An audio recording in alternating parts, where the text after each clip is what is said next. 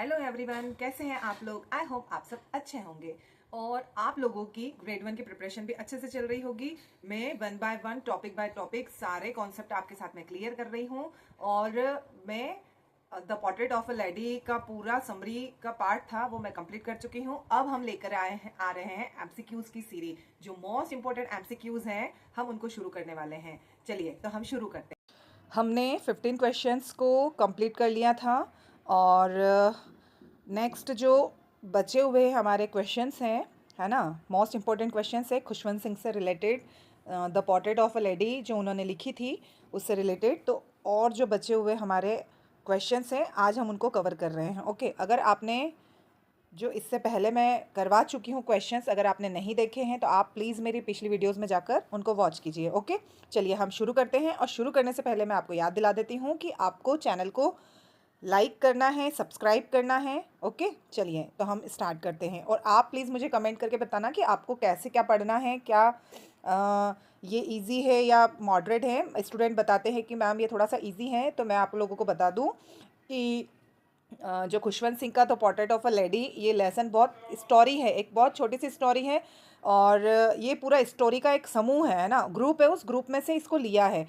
तो ये स्टोरी है और स्टोरी थोड़ी इजी होती है और एग्ज़ाम में इसी टाइप के क्वेश्चंस पूछे जाते हैं। ओके, चलिए तो आप कोई अपने डाउट मत रखना अपने अंदर, क्योंकि ये एग्ज़ाम्स मैंने भी क्लियर की हैं। मैं अपनी प्री भी क्लियर कर चुकी हूँ और अपनी मेंस भी क्लियर कर चुकी हूँ और इसका मुझे एक्सपीरियंस है। तो ये क्वेश्चंस एज इट इज़ ही आते हैं एग्ज़ाम में। ओके, और अगर आपको लगता है कि ये थोड़ा इजी हो रहा है तो हम इसको थोड़ा और टफ, मतलब क्वेश्चंस कैसे आते हैं एग्ज़ाम में उससे रिलेटेड भी करने की कोशिश करेंगे। चलिए हम शुरू करते हैं। हमारा क्वेश्चन नंबर 16 है। क्वेश्चन नंबर 16 है हमारा, what happen when grand mother did not pray for the first time. Okay, तो इसका आंसर तो आपको दिख रहा है, लेकिन इसका मीनिंग क्या है कि जब ग्रैंड मदर प्रे नहीं कर रही थी, पहली बार ग्रैंड मदर ने प्रार्थना नहीं की, तो क्या हुआ था ऐसा, है ना, क्या हुआ था ऐसा। जब पहली बार ग्रैंड मदर ने प्रार्थना नहीं की तो वो है ना बीमार हो गई थी। She fell ill the next day, वो अगले दिन बीमार हो गई थी। और कौन से अगले दिन बीमार हो गई थी? जब ऑथर एब्रोड से अपनी पढ़ाई करके कंप्लीट करके आते हैं, है ना, जब वो विदेश से आते हैं अपने घर में अपनी स्टडी को कंप्लीट करके, तो ग्रैंड मदर उस दिन अगले दिन क्या करती है कि सारे नेबर्स को इकट्ठा करती हैं और उस दिन बहुत भजन गाती है और नाचती वगैरह सब करती है वो, है ना। तो फिर वो अगले दिन उसके बीमार हो जाती है। चलिए हमारा नेक्स्ट क्वेश्चन है, what happen when the authors moved abroad to study for 5 years, है ना। जब ऑथर हैं वो 5 ईयर स्टडी के लिए जब एब्रोड मूव्ड करते हैं, है ना, जब जा रहे होते हैं, तब क्या होता है? तो तब क्या होता है ना, तो ग्रैंड मदर क्या करती हैं उनको, मतलब वहाँ पे आती हैं उनको विदा करने के लिए, तो बहुत काम रहती है, बहुत साइलेंटली रहती हैं, है ना। मतलब उनको ऐसा रोना धोना ऐसा, मतलब वो ये नहीं करती है, वो बहुत काम होती है, एकदम शांत होती है ना। उनको वो अपने क्या बोलते हैं इसको, अपने जो फीलिंग्स होती हैं उस फीलिंग्स को वो मतलब एक्सप्रेस नहीं करती हैं कि भाई मुझे दुख हो रहा है, तुम क्यों जा रहे हो, तुम मत जाओ, ऐसा कुछ नहीं करती है वो क्या करती हैं, grand mother bid good bye bye silently kissing his forehead, है ना। वो किस करती हैं, उनके सिर पर किस करती हैं और उनको साइलेंटली गुड बाय करती हैं। ओके, चलिए हमारा नेक्स्ट क्वेश्चन है, question number 18, how did sparrow express their sorrow at the death of their grandmother, है ना। जब दादी माँ की डेथ हो जाती है तो जो स्पैरो होती है, जो चिड़िया होती है, वो अपना दुख कैसे प्रकट करती हैं? तो वो क्या करती हैं, वो आती हैं वरांदा में बैठती हैं। उस दिन वो ब्रेड भी नहीं खाती हैं, है ना, वो चुपचाप बैठती हैं। तो they came and sat silently in the veranda, है ना। वो आती हैं, चुपचाप बैठती हैं, उस दिन ब्रेड भी नहीं खाती हैं और फिर उड़कर चली जाती हैं। चलिए नेक्स्ट है हमारा, how did the grand mother die, है ना। ग्रैंड मदर कैसे डाई हो गई थी, कैसे मर गई थी, मतलब उनकी कैसे डेथ हुई थी? तो वो है ना क्या कर रही थी अपने लास्ट टाइम में उन्होंने भगवान का नाम लिया था, है ना, और वो माला फेर रही थी। ओके, तो during telling beads laying on the bed, है ना, जब वो अपने बेड पर लेटी हुई थी और क्या कर रही थी, बीड्स को फेर रही थी, माला फेर रही थी।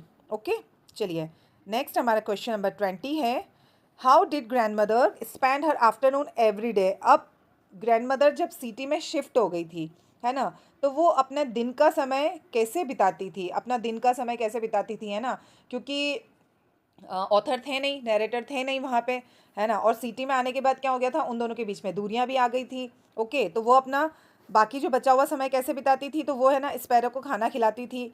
फीडिंग बाय 100 स्पैरो, है ना, बहुत सारी सैकड़ों चिड़ियाँ आती थी उनके पास में और सबको ब्रेड खिलाती थी, वो ब्रेड के पीसेस डालती थी और वो खाती थी स्पैरो आके।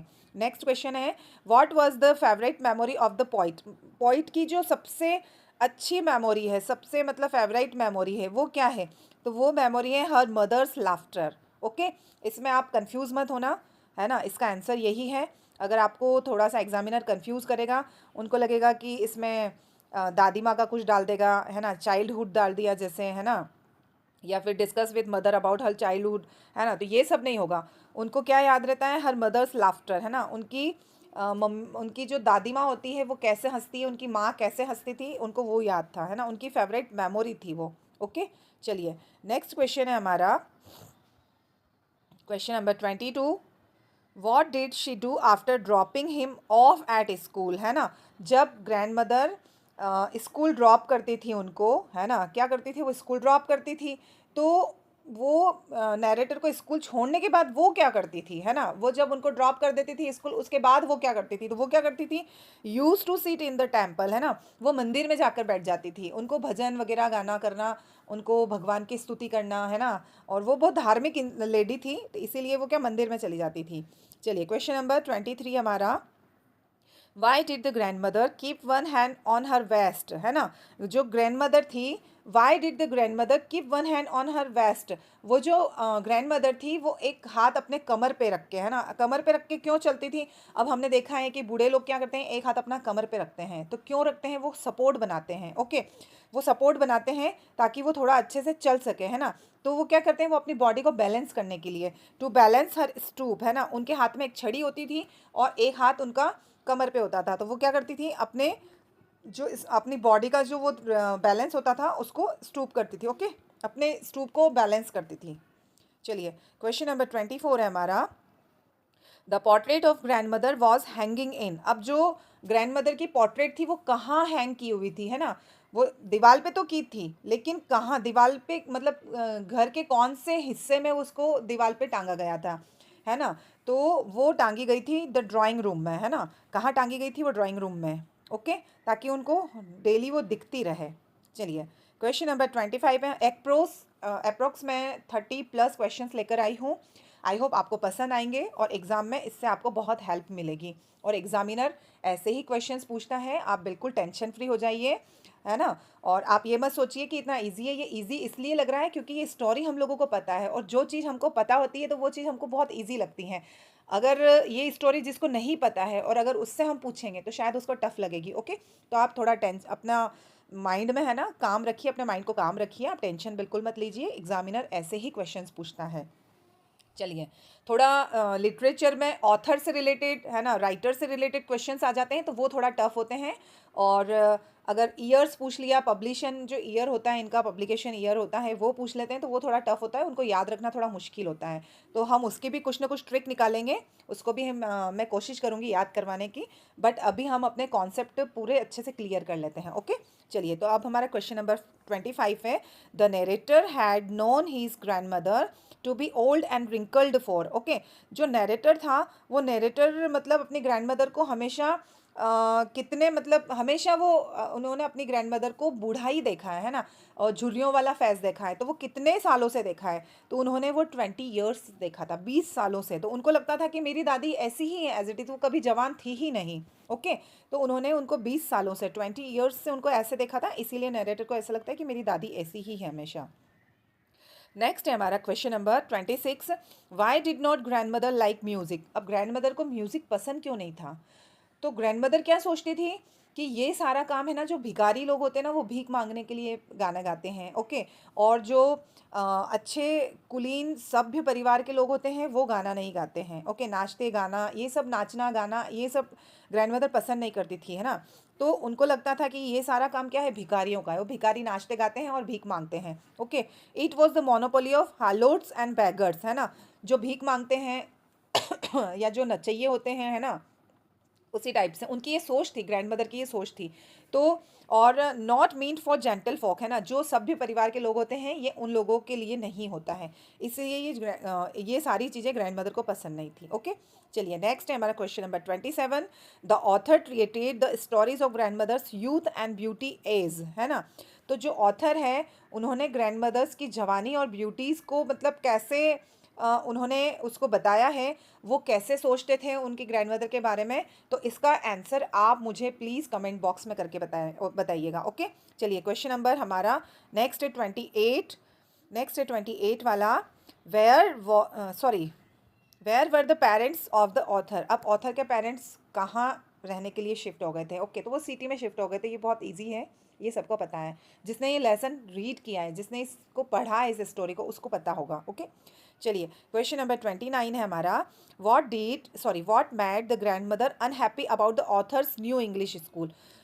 अब ऑथर जो न्यू इंग्लिश स्कूल में जाने लग गए थे सिटी में, है ना, जब वो लोग शिफ्ट हो गए थे और ऑथर इंग्लिश स्कूल में जाने लग गए थे, तो ग्रैंड मदर किस बात से अनहैप्पी थी, है ना, उनको क्या बात दुखी कर रही थी, उनको कौन सी चीज़ पसंद नहीं आ रही थी। तो उनको ये पसंद नहीं आ रहा था because she did not understand English. एक तो उनको इंग्लिश समझ नहीं आती थी, है ना, and could no longer help with him with the lesson, है ना, could no longer help him with the lesson. और वो जब ऑथर को गांव में पढ़ाती थी, उनको अपने पास बिठा के पढ़ाती थी, तो ग्रैंडमा सोचती है कि मैं यहाँ पे भी उनको पढ़ाऊँ, लेकिन वो कैसे पढ़ाए, ना तो उनको इंग्लिश समझ आती है ना, और वो उनकी ना ही मदद किसी चीज़ में कर पाती है। तो ये चीज़ उनको अनहैप्पी करती है ना, इसी वजह से वो थोड़ा सा दुखी हो जाती है। अब क्वेश्चन नंबर 30 हमारा, what did grand mother do in her final hours. Okay, तो ये हमको पता है कि ग्रैंड मदर जब की डेथ होने वाली थी उससे पहले, है ना, उससे पहले उनका जो लास्ट टाइम था, उनको पता चल गया था कि अब मेरी डेथ होने वाली है, अब मैं नहीं बचूंगी। तब वो क्या कर रही थी? तो वो silently praying and telling her beads. Okay, चलिए नेक्स्ट क्वेश्चन, हमारा question number 31। What changes came in grand mother's evening schedule. Okay, तो इवनिंग शेड्यूल क्या था ग्रैंड मदर का डेली, जब वो ग्रैंड मदर सिटी में शिफ्ट हो गई, जब नैरेटर भी एब्रोड चले गए, उसके बाद ग्रैंड मदर का जो शाम का टाइम होता था, दिन में तो वो क्या करती थी, स्पैरो को खाना खिलाती थी, है ना, ब्रेड्स खिलाती थी, लेकिन जो शाम का टाइम होता था तो वो क्या करती थी, वुमेंस को कलेक्ट करती थी, जितनी भी पड़ोसी, आस पड़ोस की जितनी भी उनकी एज की लेडीज़ होती थी उनको कलेक्ट करती थी, उनको इकट्ठा करती थी, और वो लोग सब क्या करते थे, वो लोग सब भजन गाते थे। Okay, she collected the women of the neighbourhood, वो पड़ोसियों को इकट्ठा करती थी।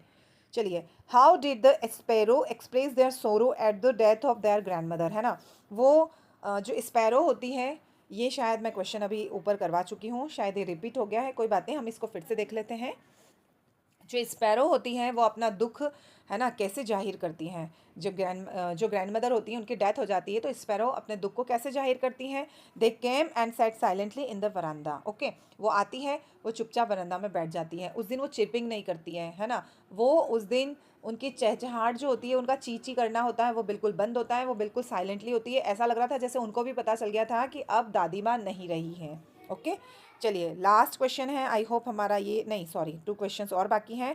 और इससे पहले मैं आपको याद दिला देती हूँ, ये क्वेश्चंस आपको बताने से पहले, कि आपको चैनल को सब्सक्राइब कर लेना है और बेल आइकन को प्रेस करना है, क्योंकि बेल आइकन को प्रेस करेंगे तो आपको मेरे सारे वीडियोस टाइम टू टाइम मिल जाएंगे। ओके, तो चलिए, ये क्वेश्चंस भी शायद रिपीट हो गया है। ये क्वेश्चंस मैं आपको पिछली वीडियोस में करवा चुकी हूँ कि ग्रैंड मदर जब सिटी में आती है तो उनका टाइम स्पेंड नहीं हो पाता है, वो बोर होती है, तो वो फिर अपना टाइम स्पेंड कैसे करती हैं, तो वो क्या करती हैं, स्पिनिंग द व्हील्स, है ना, चरखा चलाती हैं वो। ओके, वो स्पिनिंग द व्हील्स, वो चरखा चलाती हैं। चलिए नेक्स्ट लास्ट क्वेश्चन हमारा, how did the grand mother in portrait hung on the wall look like, है ना। तो ग्रैंड मदर जो होती है, वो उनकी जो पोर्ट्रेट होती है वो दीवार पर टंगी होती हैं, तो वो कैसी लगती है, मतलब उस पोर्ट्रेट में भी वो कैसी दिख रही थी। तो वो कैसी दिख रही थी, जैसा ऑथर ने उनको हमेशा देखा था, 20 सालों से ऑथर ने उनको जैसा देखा था, है ना, तो वो पोर्ट्रेट में भी वैसी ही थी, ओल्ड थी, है ना, बूढ़ी थी, लॉन्ग वाइट बियर्ड थे उनके, जो लंबे लंबे बाल थे उनके, सफ़ेद कलर के बाल थे, एंड रॉन्ग बिग टर्बन, है ना, और वॉर्न बिग टर्बन, है ना, और जो उन्होंने बड़ा सा टर्बन वियर किया था, मतलब घूंघट वगैरह लिया हुआ था, ऐसे करके उनको, मतलब वैसे ही उन्होंने देखा था। ओके, तो आई होप आपको ये सीरीज़ पसंद आई होगी, है ना। अगर आपको ये अच्छा लगता है तो प्लीज़ सेशन को लाइक ज़रूर करिए, वीडियो को लाइक ज़रूर करिए, और चैनल को सब्सक्राइब करना मत भूलना, क्योंकि आपको टाइम टू टाइम सारे वीडियोस टाइम टू टाइम मिलते रहें तो आपकी तैयारी भी अच्छी होती रहेगी। Okay, bye bye, thank you.